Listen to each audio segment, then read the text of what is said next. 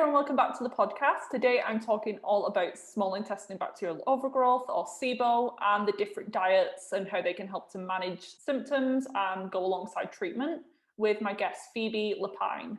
For those who don't know Phoebe, she is a food and health writer, gluten-free chef, speaker, and the voice behind the award-winning blog Feed Me Phoebe. Named by Women's Health magazine as the top nutrition read of 2017, Phoebe's debut memoir, The Wellness Project, chronicles her journey with the autoimmune disease Hashimotos Thyroiditis. She is the host of the SIBO Made Simple podcast and author of the forthcoming book by the same name, which helps those newly diagnosed or chronically fighting small intestine bacterial overgrowth.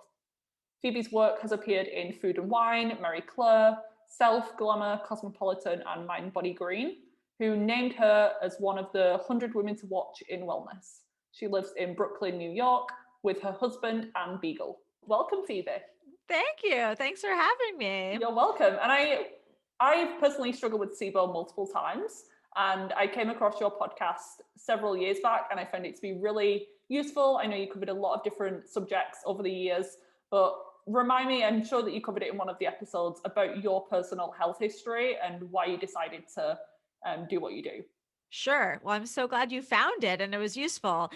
So I was diagnosed with Hashimoto's way back when I was 22. So that was a long time ago. Won't give exact years, but that was kind of my first foray into the holistic side of health. I was working as a chef and food writer at the time and really was wearing myself into the ground. But eventually kind of started to use my skills in the kitchen to explore the kind of food as medicine approach and overhaul a lot of my different lifestyle areas. And that's kind of what I wrote about in my book, The Wellness Project. But then right after the book came out, so I want to say 7 months after, I started to experience these really, strange gut symptoms all over again. And a lot of people with thyroid issues, and certainly for myself, I've had IBS symptoms for a lot of my life. But this seemed kind of new and different. And I thought I was doing everything right, per my research for the last book. So I just started drinking more kombucha and eating more beans and fermented foods. And I was just making myself more and more miserable.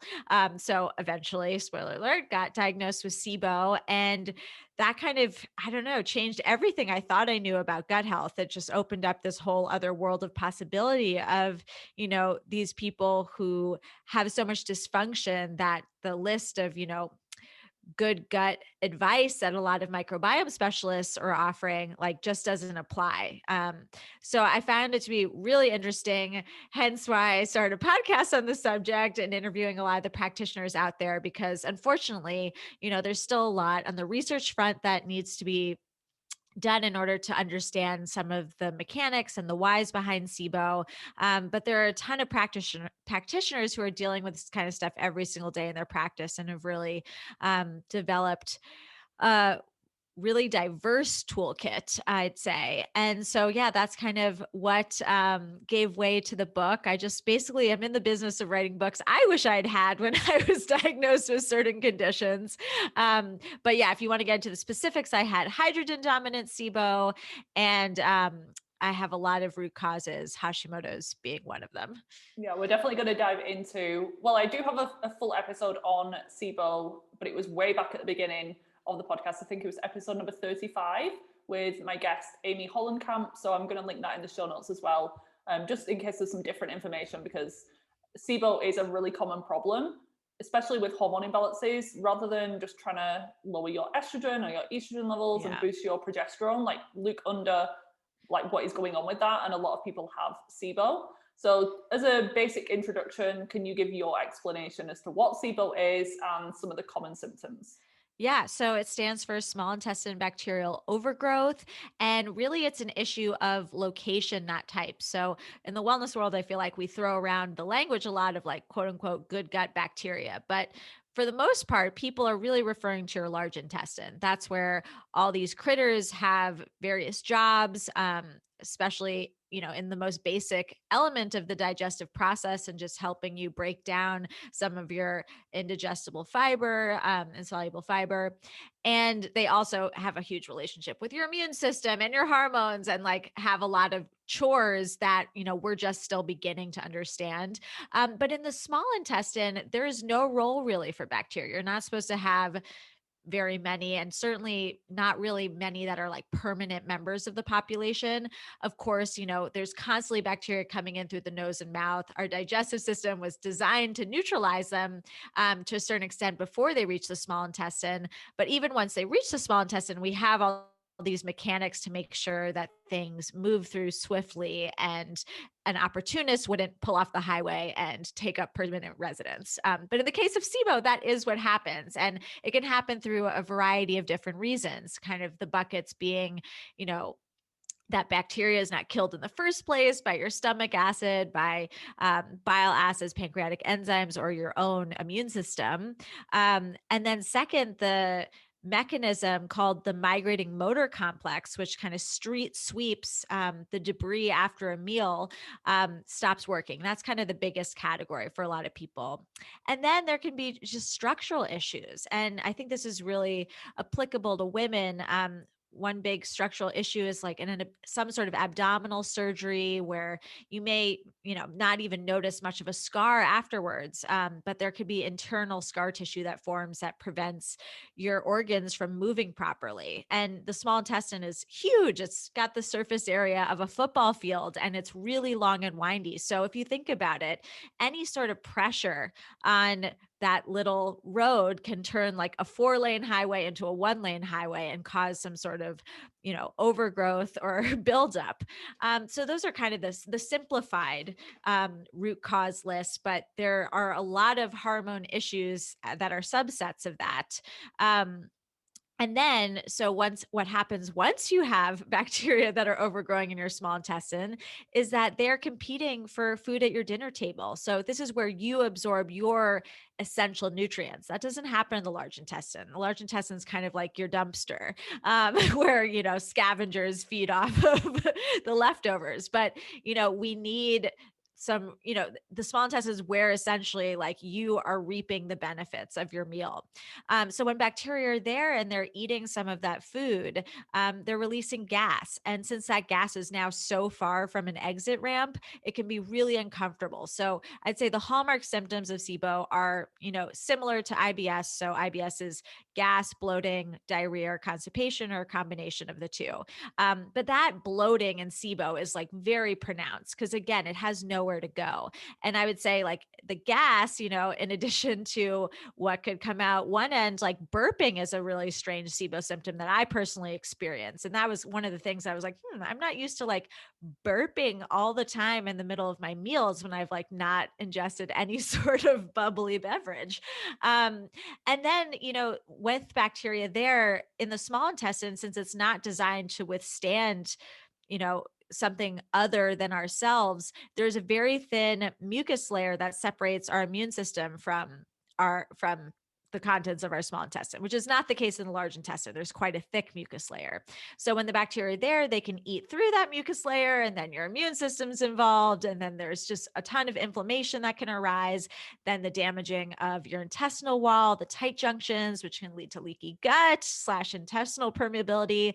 And then that kind of gives way to a whole host of like autoimmune adjacent symptoms that are a little bit more insidious. So, can be anything from brain fog to joint pain, food sensitivities, weight loss, weight gain, depending on what type of critters are overgoing, depression, anxiety, skin rashes. It's a very long list. But I'd say that most people really notice their symptoms right after eating. Since again, it is very much, a correlation between the food coming in and the gas creating some uncomfortable symptoms. And there is that huge connection between IBS and SIBO. You'll probably know the statistic better than me. Is it around 70-80% of people with IBS actually have SIBO as probably a root Yes. problem? I say over 60% because it's the numbers rising, but choose to be conservative on that. But yes, it's the vast majority of IBS sufferers have SIBO as the root cause. So, it's great to know more about it. I think some people can unfortunately get a little bit too caught up in the idea of just killing the bacteria. And kind of similar to IBS, IBS is like a descriptor at best of symptoms. But SIBO similarly is not a disease. It's just a symptom of something else having gone wrong in the digestive system, and often several things, as we kind of went over those buckets. That's definitely the mistake I made for many years, just having a very allopathic approach, like kill, kill, kill, let's get Yeah. rid of the bacteria, doing round after round of herbs and even trying the conventional antibiotics. Yeah. And I was frustrated that it kept coming back. And it's because I wasn't addressing the low stomach acid, the fact that my Yeah. gallbladder wasn't producing bile, the fact that my thyroid was underactive. So that I agree that it is really a symptom, but it can be very problematic. But even those who maybe don't have the hallmark bloating and digestive issues, Yeah. but they have something like acne or psoriasis or thyroid Hmm. issues, it could be a cause of the problem. And there is that two-way street with that hypothyroidism in particular and Yeah. SIBO. Could you talk a little bit more about that? Sure. Yeah. So this is something that, I mean, it didn't even really come up in my research just on Hashimoto's. And really, like SIBO, kind of the silver lining for me was just getting to like really fully understand kind of the nitty gritty of how our gut plays such an important role in our hormones. So, first and foremost, you have your T4 and your T3. T4 is your inactive thyroid hormone. T3 is the one that your body needs to be readily available to, have a whole cascade of functions off the back of it. So that conversion for most people, well, for all people, happens in the gut. Unfortunately, most synthetic thyroid hormones that people take via prescription are only T4. So really, like, you are relying on your gut to do that job for you. And I do say that because I think it's unfortunate, since so many people have hypothyroidism as a result of Hashimoto's, the autoimmune component. And therefore, a lot of people with autoimmune disease have something wrong with their gut to begin with. So, I think there's a lot of people who, are on really high doses of this medication, and it's just they're not able to reap the rewards of it. There are other types of medication that supplement actual T3, which is why I say, sometimes the conversion doesn't happen there. You just take a T3 pill.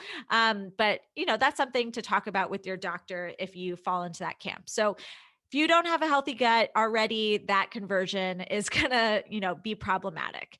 So then if you don't have enough T3, if you're not making that conversion, you are not going to have enough stomach acid. You're also not going to be able to absorb your B12, and your B12 is what fuels the migrating motor complex. So you're going to have issues with motility. A lot of Hashimoto's people have brain fog, which is kind of a result of the low B12, and also constipation. Motility, which is that migrating motor complex, doesn't always correlate to, constipation or diarrhea. It's not like something that helps your motility as a laxative per se, but I would say like Hashimoto's people can really attribute like stagnation to their condition. Like your body's just like kind of slow and cold and not moving properly. So then, for a lot of those people, if you are not evacuating properly, that could lead to estrogen dominance. And then estrogen dominance is one of the reasons why you may not be converting your thyroid hormones properly. So everything, unfortunately, is a vicious cycle. And I'll also say that, not having enough stomach acid, not having a migrating motor complex that's functioning properly puts you at higher risk for food poisoning. Also not having your gallbladder too, and the bile acids there. And food poisoning is one of the biggest kind of root causes that have been verified for SIBO. So we can talk a little bit about what happens with food poisoning if you're curious, because it is kind of a case of acute autoimmunity. But I think it probably very, very common for people who have certain root causes, like Hashimoto's, that would, lead to low stomach acid and some other protections not being there anymore. Yeah, please do talk about the food poisoning connection. And I love that you mentioned the gallbladder and even something like the appendix. Many doctors just like whip them out if they start to Yeah. malfunction just a little bit. They're like, oh, they're not necessary organs, you can survive without. But even the appendix is believed to kind of re-inoculate the gut after food poisoning. So they could Mm, be risk factors, even things like tonsils being removed. That is an immune tissue and it's there for a reason. So when you yeah. just take these things out of the body, you're at high risk of contracting viruses and bacteria and parasites and things. Yeah. And then you have even like the best laparoscopic surgery, you have that internal scar tissue potentially. Mm-hmm. Because those are abdominal abdominal removals, appendectomies, and getting your gallbladder removed, I imagine as well. So yeah, so food poisoning, which is also so there's a test for basically that as a root cause for SIBO. It's got a different diagnosis code, post-infectious IBS. There's a lot of terminology that can just like be interchanged in the SIBO world. You're like, well, is it SIBO? Is it post-infectious IBS? Are they the same thing? They're pretty much the same thing. So what happens is, a pathogen, an opportunist enters your body, probably because of other risk factors like low stomach acid, it's able to take hold. So your immune system does what it's designed to do. It fights it. And um, it sometimes, it usually wins. But for some people, there's a case of kind of mistaken identity. Molecular mimicry is the kind of official term. So when the immune system releases one of their antibodies to fight the toxins in the pathogen, that can accidentally attack the nerve cells of your migrating motor complex. So that is kind of so essentially you're sick for a few days, then you feel better for the most part. Although some people who have had this type of SIBO will say, my gut was never the same. And they probably have an easier time, tying it back to that acute event. But for a lot of people, a stomach bug, whatever it is, you feel better after a few days. But then, so like, kind of the bad bacteria itself is no longer part of the picture. But then the bad bacteria is what kind of sparks this slow progression of when your migrating motor complex is not working properly. Then, new bacteria coming into the body has a chance to become stagnant and overgrow. So a lot of people will then just start to notice like weird IBS symptoms cropping up a month or so after that event. And, that's because of that slow process of SIBO.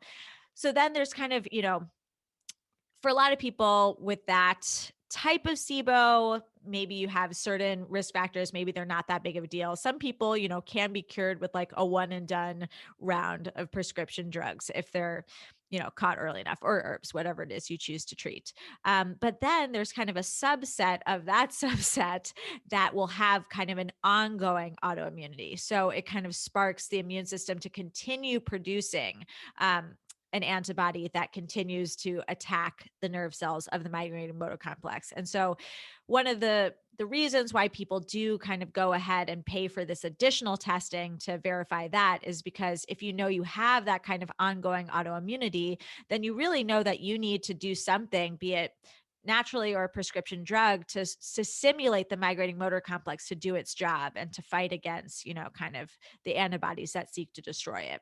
And there would be And the things maybe like prokinetics. yes, exactly.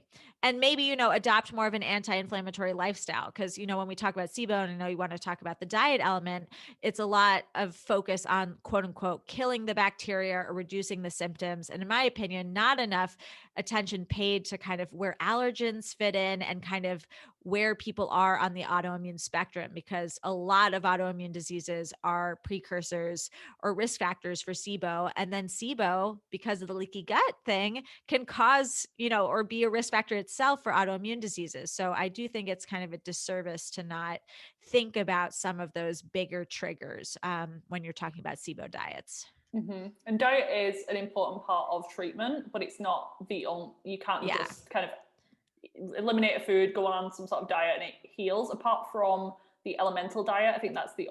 only Which isn't a real diet. It's just like a medical true. solution, Yeah. like that you drink. Exactly. So I do want to talk about the diets and starting with the low FODMAP diet. I think that's the most well Yeah. known. Even in just the IBS world, that's sometimes what doctors recommend or Yeah. dietitians put people on without doing the herbal side of things. So it may manage symptoms, but again, that alone isn't probably going to get rid of, well, it's not going to get rid of the SIBO. So could you Yeah. talk about the low FODMAP diet and what you found after like all of your research and being in this world for a long time now? Do you think that it's effective? How strict do you have to go? Just give us your overview. Yeah. Yeah. So the low FODMAP diet is essentially an acronym that includes various carbohydrates that can be poorly digested, but oftentimes are like kind of all the no foods are like the yes foods for what microbiome specialists tell you to eat. So I had heard about it, a long time ago when I was certainly researching the last book, even like way before I had heard of SIBO. And it didn't make a whole lot of sense to me because I was like, what? This is literally the opposite of what every gut scientist tells you to eat. So I understand that it's very data backed for limiting IBS symptoms, but like, couldn't it just be because their guts are so damaged in the first place? That was literally like a question I grappled with for a long time. And then when I learned about SIBO, it kind of made perfect sense to me. I was like, oh, yeah, of course. Like if you feed bacteria their favorite foods and they're in the wrong place, you're going to be miserable. So it's not to say that everyone who goes on the low FODMAP diet and feels better has SIBO per se, but I do think it is maybe a reason to investigate further because there are some other causes that could make you not digest certain FODMAPs very well. You could be missing like certain populations in your gut that help to digest them. But, as far as common sense goes, like SIBO, is pretty compelling. So the low FODMAP diet, unfortunately, I feel like is much more well known by like the traditional GI community than SIBO is even as a condition in and of itself. Because there is just like good data in terms of the efficacy for symptoms of IBS. So it is a great tool in that sense to alleviate some of your misery. There is a bit of argument about why you would want to go on a diet like that if you're actively trying to kill bacteria. So if you're taking an antimicrobial or antibacterial treatment, the diet itself isn't necessarily killing. It's more likely causing the critters to go into hibernation. Maybe some of them starve off, but it's not like a pure and simple technique for starvation. So I think that's one of the biggest misconceptions is that people think that they have to do this diet on top of treatment and they have to be really strict. Whereas the reality is a lot of practitioners will not have people do the diet at all because they want, to kill as many bacteria as possible.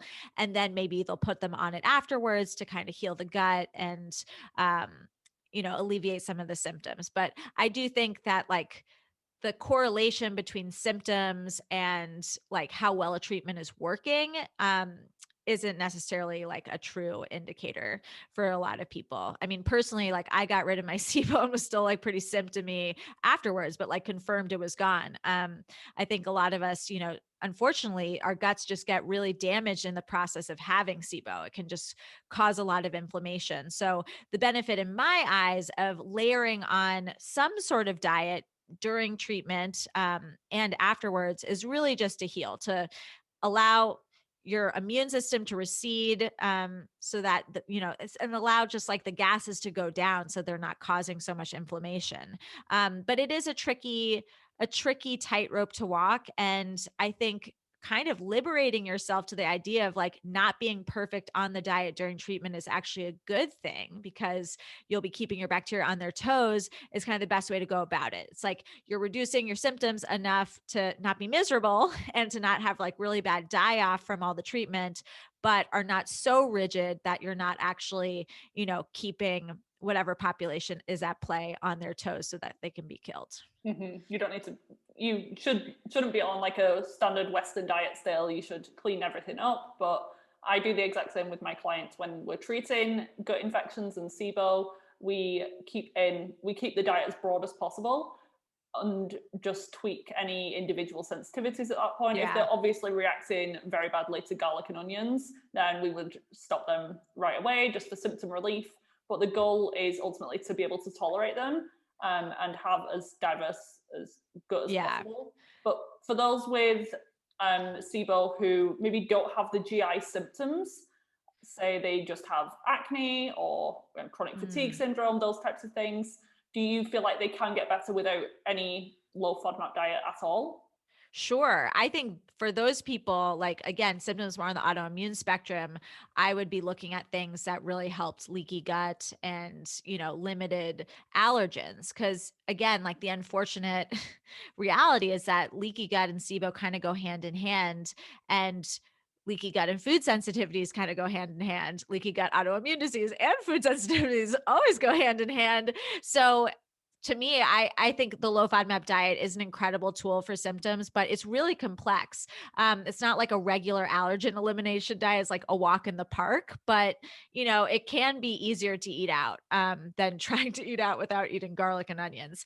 So I would, address for those people maybe some of the bigger guns like gluten, dairy, see how they behave or feel with their skin issues or whatever it is, however it's presenting inflammation wise, by taking out some of those things. And, these types of food sensitivities are not necessarily lifelong. As the leaky gut heals, as your gut becomes stronger, and this goes for FODMAPs too, you will be able to potentially tolerate these things again. But it just helps sometimes just get your immune system reeled in to have a little bit of a break. And if you just keep narrowing down your diet and restricting, you're just going to develop more food sensitivities. So it's a real big Oh, problem when people are totally. down to like 5, 10 foods and they're wondering why they can't heal. And it's literally because they've not got any nutrients coming in or energy, and motility Yeah. slows down. And that's Yeah. just another risk factor for SIBO. Totally. And that was something I really want to address in my book because it is hard. It's like it's hard to be given one set of guidelines like during this overgrowth and then to be like, but in reality, like your goal is to eat the complete opposite way. But people forget, I think, that in order to heal, in order to repair, you need nutrients. And those nutrients are going to come from plants that have like beautiful colors and, a lot of which can be on the list of like healthy no vegetables for the low FODMAP diet. So, yes, absolutely. If something does not cause you misery, there's no reason to not eat it, especially if it's a really healthy food like a vegetable or fruit. And can you give some of the examples of FODMAP foods? I know there's like different Yeah. categories, just the most common ones and the highest Yeah, FODMAPs so maybe. like the big guns are garlic, onion, leek, shallots, kind of anything in the oleum family, like you mentioned. Legumes, another big gun that just some people just don't do well with them. And that can again because you're missing certain types of bacteria that are used to digest them in the large intestine. So I'd say that's another big category. And then just certain inulin rich vegetables. So think of that things that are kind of woody, like asparagus, artichokes, Brussels sprouts, some of the crucifers, some nuts like cashews and pistachios can be really irritating for people. Those are pretty high FODMAP. Cauliflower and a lot of healthy stuff. Like it's interesting because it's, people are making all these like cauliflower rice and cashew cheese and all these kind of veggie replacements. And, I know a lot of people are really like struggling and think that they're, doing what is quote unquote healthy and not eating grains and eating cauliflower instead, but maybe making themselves gassy and miserable as a result. That's exactly what happened with me, but with histamine, which I know is Mm, something that you touch on as well, because I was reading like 5+ years back about how to heal the gut. So I was doing bone broth every day, fermented yeah. foods at every meal, kombucha, and my skin was so inflamed, so itchy. I had like reflux and migraines, and I thought I was Oh, detoxing. I oh was like, I'll no. push through. This is my body trying to heal. And yeah, turns out I had a huge histamine issue, and all of those foods were not great for me at that moment in time. And I'm still dealing with some ongoing sensitivities to them, but eliminating the SIBO was a huge Yeah, factor. Could you talk about totally. that connection? Yeah. So histamine is kind of similar to bacteria. Histamine is something we naturally produce in the body and use for a variety of different functions. So when we have too much histamine, we can feel it in certain areas. So in our, in our sneezing and mucus production, but then also in our menstrual cycle and in our gut. So essentially, you're constantly eating histamine through your diet and taking new histamine. Your body's also producing histamine, and then you have kind of these enzymes that help to break down histamine if you have too much. So basically, like kind of your regulator. So with SIBO, the bacteria carry their own level of histamine. So you're already adding kind of more to the plant just with their existence. Then you are also usually, the enzyme is produced in the villi of the intestine. So if you have damaged gut, you may not be able to produce that enzyme as well. So that's going to prevent you from, actually getting rid of excess histamine. And then a low FODMAP diet, since you're taking a lot of vegetables off the table, it actually does point you to a lot of foods that are naturally higher in histamine, and also gut healing things like bone broth and whatnot. So histamine is something that usually accumulates more in aged foods. So besides like just natural amounts in certain vegetables like aged meats or long simmered stocks and broths. It's a lot usually with just animal products, can make you have more histamine count. So, a good example is like tomatoes, they have their own level of histamine. Then if you can them or preserve them in some way, they're going to have even more concentrated histamine. So kind of similar to low FODMAP though. It's like you could unwittingly just by way of your diet just be eating a ton of histamine without realizing it. So like one example is like if you had like a perfectly healthy dinner of like gluten-free pasta with tomato sauce and a spinach salad and a glass of wine. Like that is a histamine. That's like there's nothing wrong with that meal, but it's like a histamine powerhouse. I would wake up with acne and Yeah. migraines, no doubt. So I think, it could be that some people, especially some people who like whittle themselves down to a few foods, are just like eating a ton of histamine without realizing it. And same with like FODMAPs. It's like, oh, if you're eating just like a head of cauliflower for dinner every night, because you're just not diversifying your plate enough, that can make you miserable.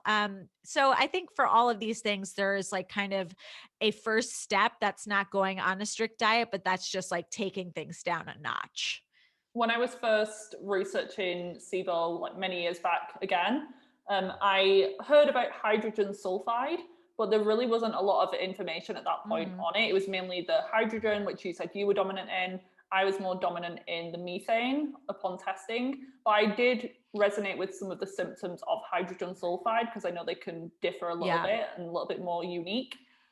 What's the connection with the sulfur in the diet as well? Is that something that, like, how do you know if that's something that you need to eliminate or be mindful of?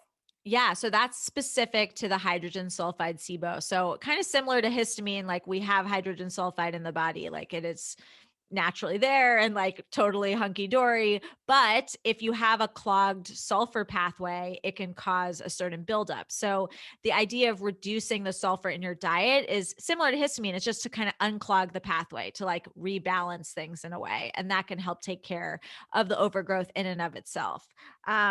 Not usually without treatment, but other types of treatment, but it definitely helps with symptoms. So actually in my book, I painstakingly went through all of these dietary labels for the recipes. So it's all marked for low histamine, it's all marked for low sulfur and yeast and candida friendly.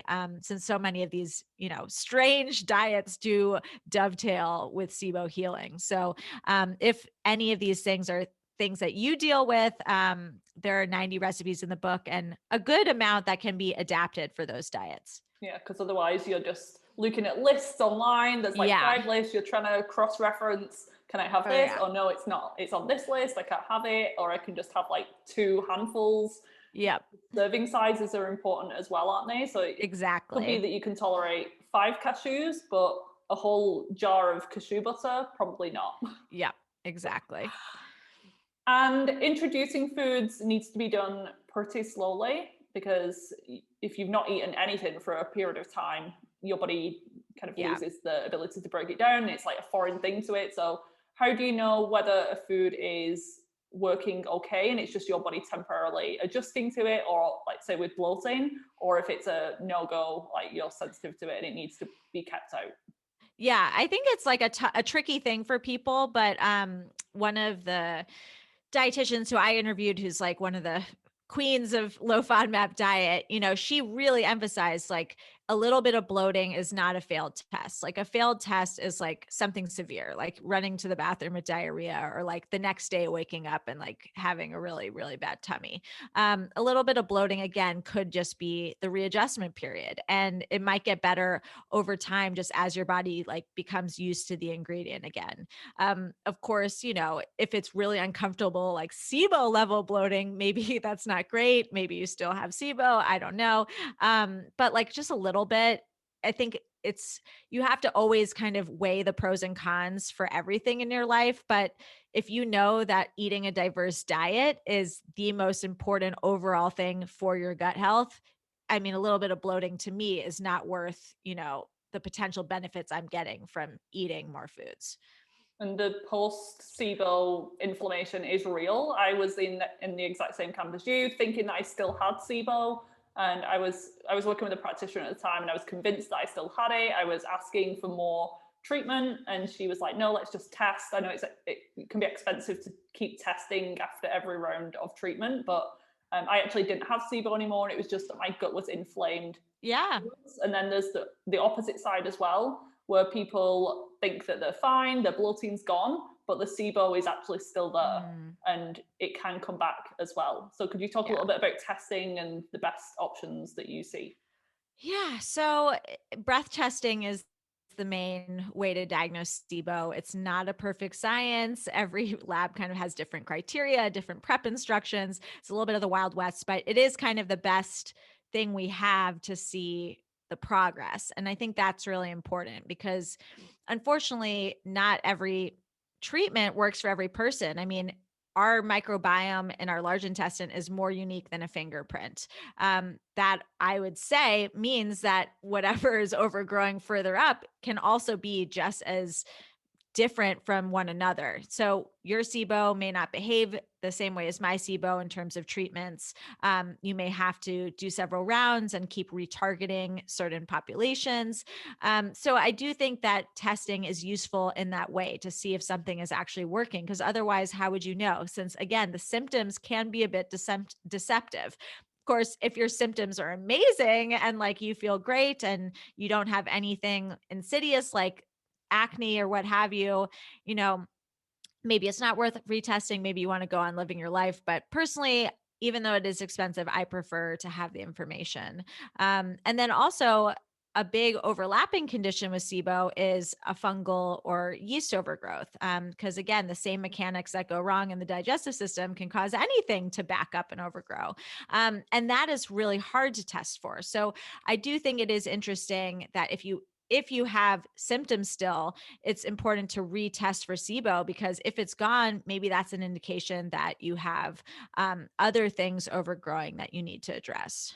Are there any telltale signs that it could be yeast or fungal as opposed to bacterial? It's really hard. I mean, I think the best way to differentiate is to do like a mini diet test to see if taking out some of the yeast and mold producing foods have an impact. So there's a recommendation for that in my book. It's pretty easy. You only have to do it for a few days, similar to histamine. I mean, you can see improvements or differences right away. So yeah, similar to histamine, there's just kind of a grouping of foods that wouldn't necessarily bother you on a SIBO diet, but would be still irritating if you were sensitive to if you had an overgrowth of yeast and a sensitivity to mold. That's the good thing with some of these diets. You don't have to be on them for 3 months Oh to yeah, notice the no. difference. Within a week of going low histamine for me, I went pretty strict because I wanted to see whether it was worth the effort or not. My cystic acne pretty much cleared within 1 week. So Wow. at first I That's was like, I amazing. found the answer. Like I just have to stay low histamine for the rest of my life. But then I had to actually address the problem, which was SIBO, mold Yeah. exposure, all of these things. What about probiotics? So you mentioned fermented foods and how they can be a problem, but they can actually be helpful with some Yeah. digestive issues. Some practitioners are they promote the use of probiotics during treatment, again for that kind of immune support and the migrating motor complex, whereas others they just say no probiotics at all until treatment's over. Where do you stand?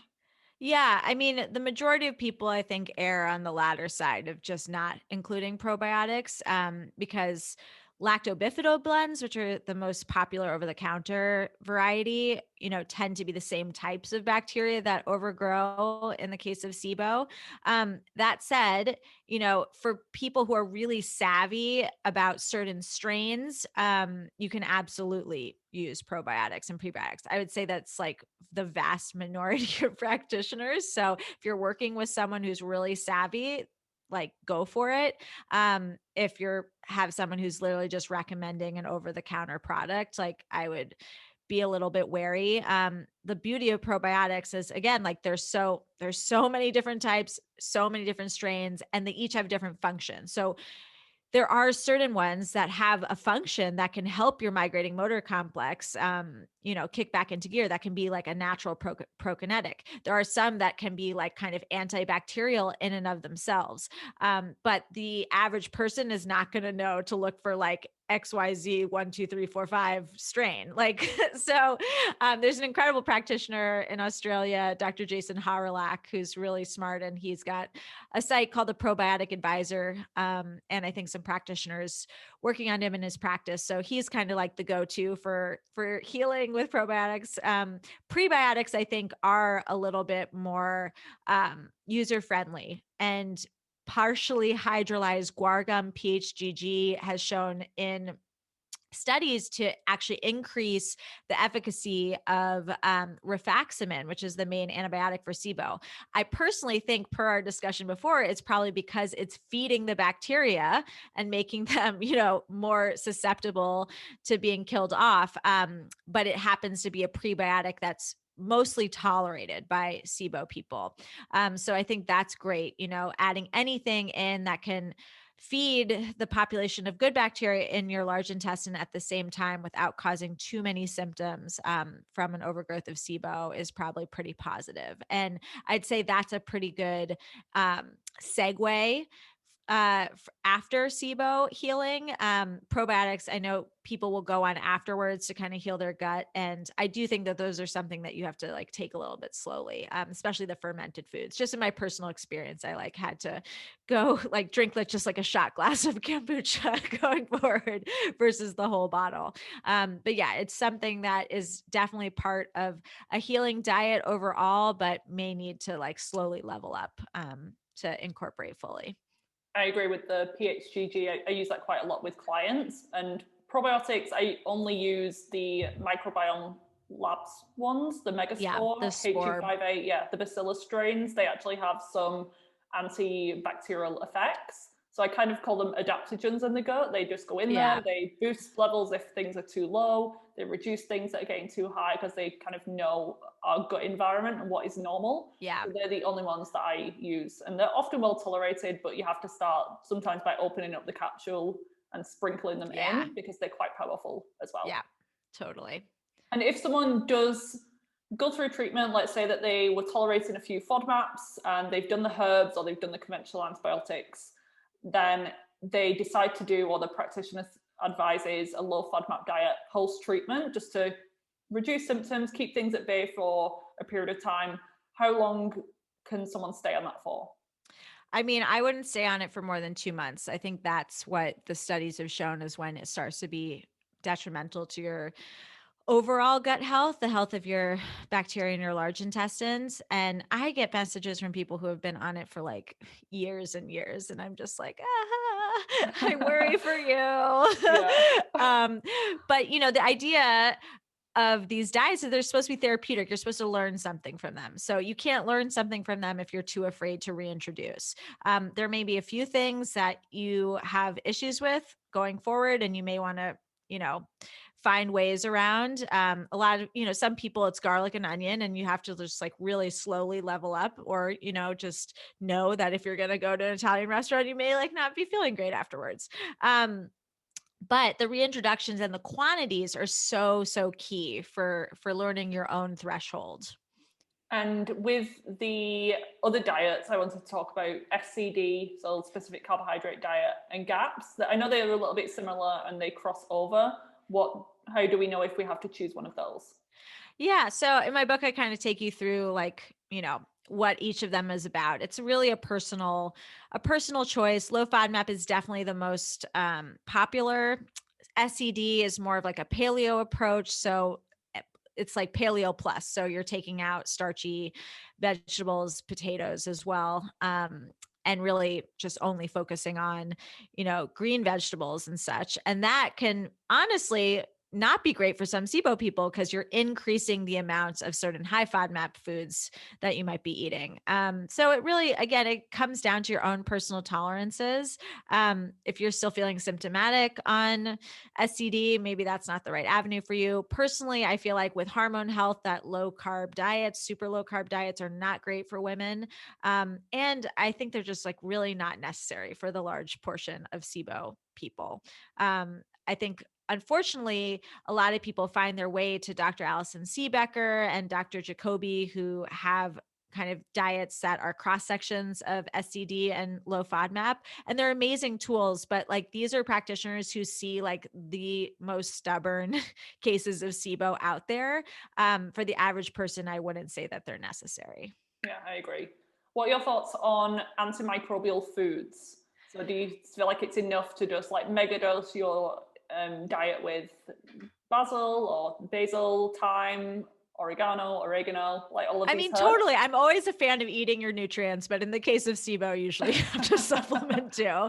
Okay. But they're great things to keep in your diet. Like we assimilate things better when eating them than just taking a pill. So it absolutely can't hurt. Rosemary, oregano, all great options. And yeah, I include tons of fresh herbs in the book for that reason, just like in hedging your bets and getting a lot of different benefits at once. It could just be a way to keep things at bay once it's been cleared, but Yeah. it's not going to clear out a ton of overgrowth Yeah. in the intestines. Yeah.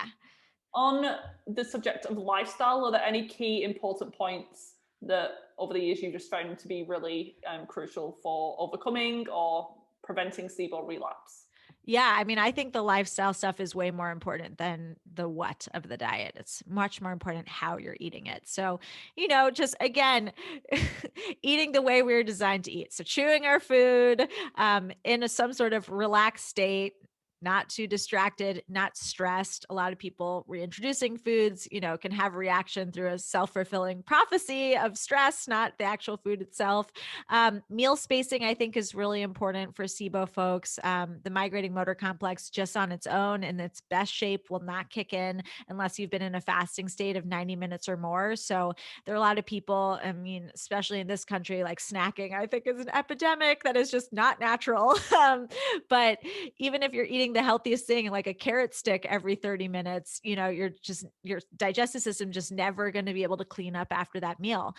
So having, 3 to 5 hours between meals, ideally, the longer the better. And eating bigger meals, if that is what's needed to keep you satiated, I think is the smarter move. Rather than doing like crazy intermittent fast where you go like 3 days without eating, why not No. just start with a 12-hour overnight fast? I think Yeah. most people can tolerate that just fine. Yes, exactly.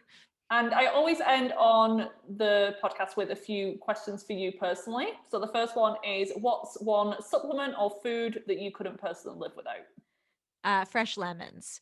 Okay, They're so amazing. interesting. Yeah. Not had that one yet.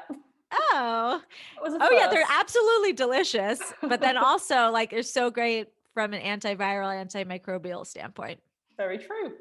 What's your go-to breakfast? Oh man, it changes. I do kind of like a low sugar berry smoothie or a scrambled or fried egg over like some frozen sauteed vegetables. That's like my lazy, my Very lazy similar to go-to. mine. It does Yeah, the job.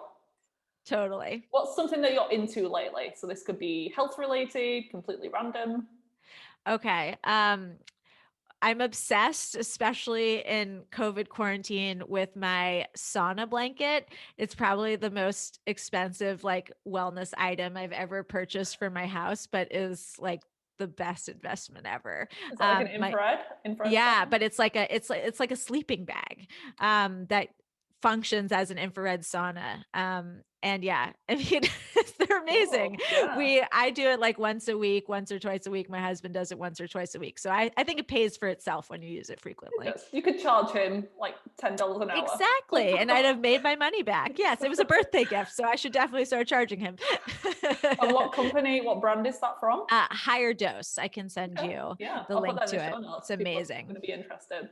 And very last question, Phoebe, is where can people find you online and grab your book, Simple, SIBO Made Yeah. Simple? So my website where I have lots of free recipes and SIBO resources is feedmephoebe.com. You can find my podcast there too. And then the book is SIBO Made Simple. If you go to sibomadesimple.com, you can find links to buy. And then also I have a free gut heal boot camp for early bird folks. So it'll be around, I think, for another month. So if you go there, you can enter your order receipt and join a fantastic group of SIBO amigos on Facebook and get kind of a great 5-day primer on how to get your gut issues under control. Amazing. That sounds like an amazing free gift. So thank you for Yeah. sharing all of your information with us today. I know it's going to be really valuable to a lot of people. Thank you so much for having me.